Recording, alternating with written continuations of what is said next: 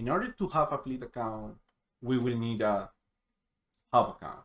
In the previous video, I already did this, and we have the device that is running from the how to manage Tailscale with Pantavisor video. And what we are going to do is open Fleet Pantacor.com, and we are going to connect to the hub account. It's a OAuth authentication. After granting, we have now a fleet account that is, for now, doesn't have anything more than one device, and that device is the same device that we have in here.